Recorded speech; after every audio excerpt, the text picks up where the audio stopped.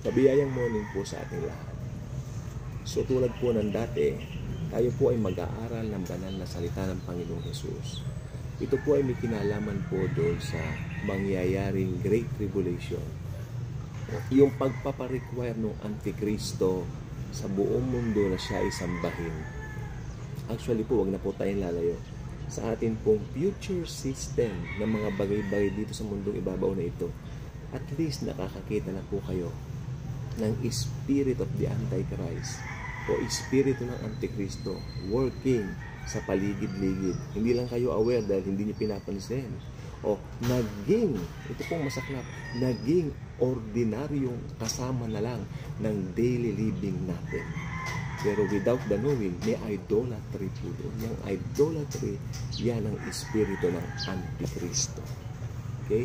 Tignan po natin yung mga kanyang gagawin ng mga bagay-bagay dito sa mundong ibabaw na ito. Pagdating niya po, bagay na hindi na po masasaksihan ng iglesia, bagay na hindi na po masasaksihan ng church, dahil ang church ay dadagitin ni Jesus sa rapture.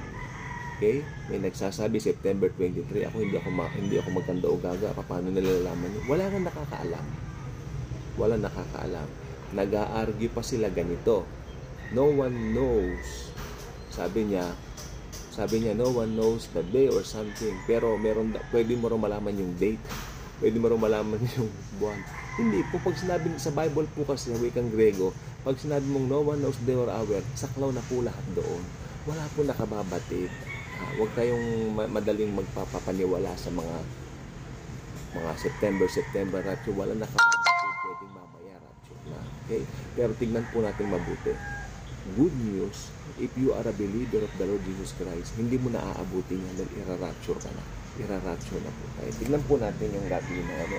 Alam po ba ninyo, ito pong dito po sa Revelation chapter 13 na ito, makikita ninyo yung pag-rise ng dalawang figures. Tignan po natin.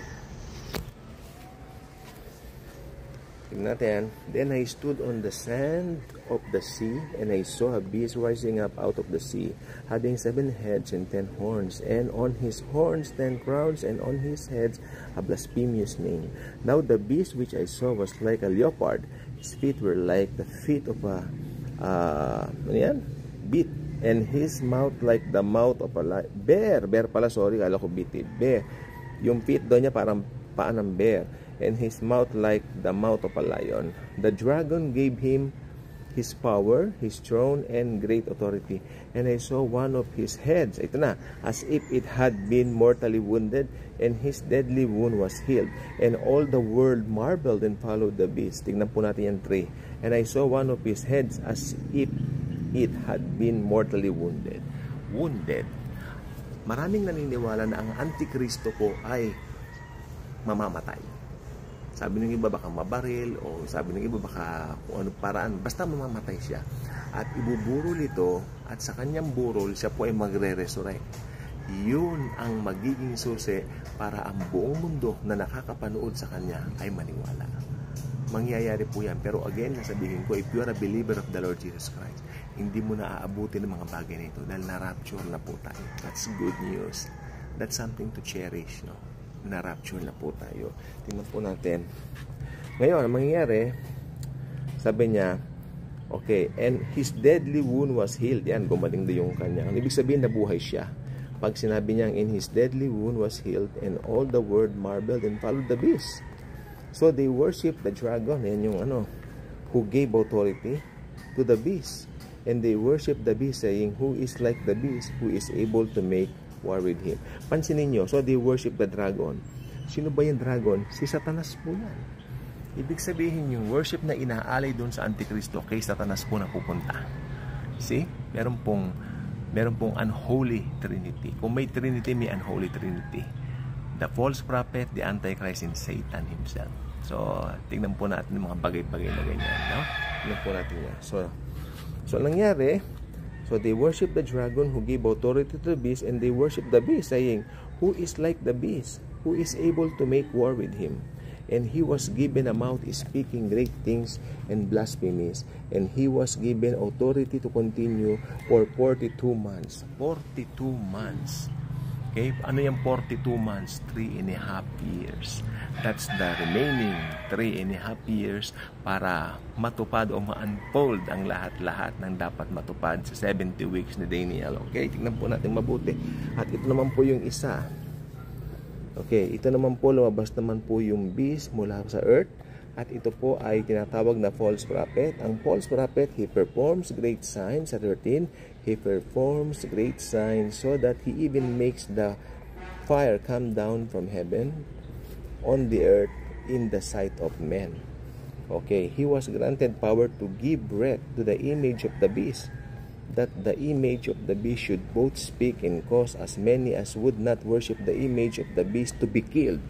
Yung ayaw sumamba doon sa kasi yung false prophet ang tagapagturo siya, nagtuturo sa mga tao, sambahin ninyo yung imahin o yung rebulto ng Antikristo, ng beast.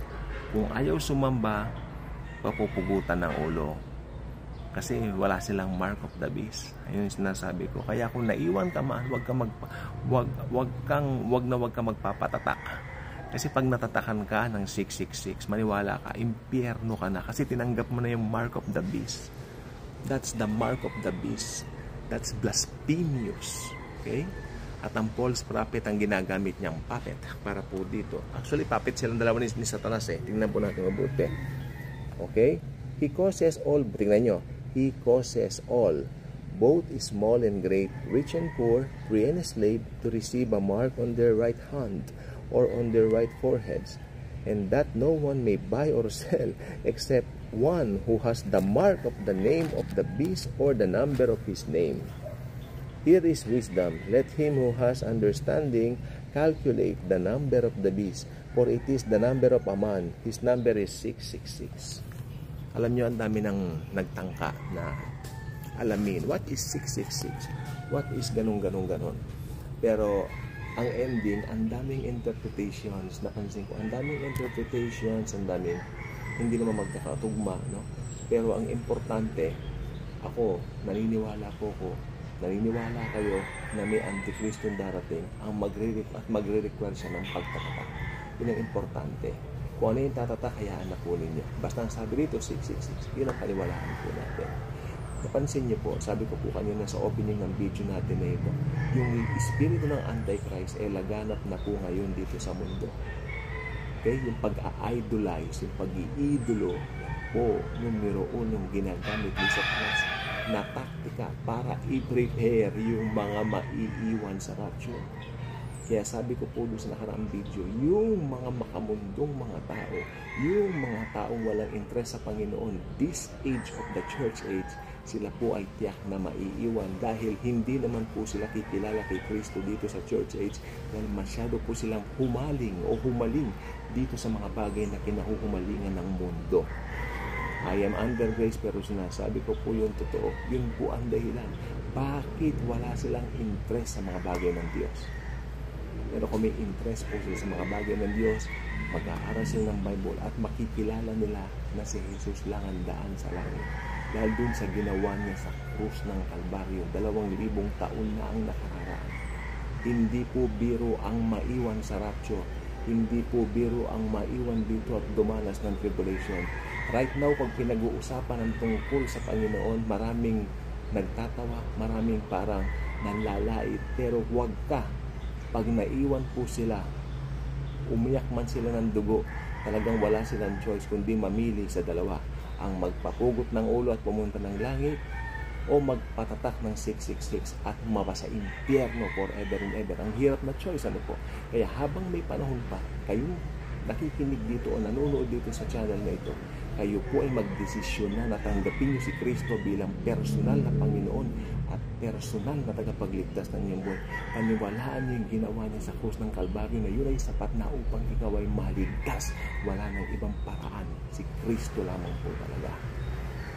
Behold, I am knocking at the door of your heart, sabi ni Lord Jesus.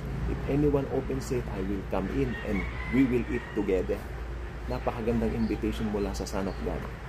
Tatanggihan mo o tatanggapin mo? It's up to you, viewers o listener na naaabot ng channel na ito. Magdesisyon ka na habang hindi pa huli ang lahat. God bless.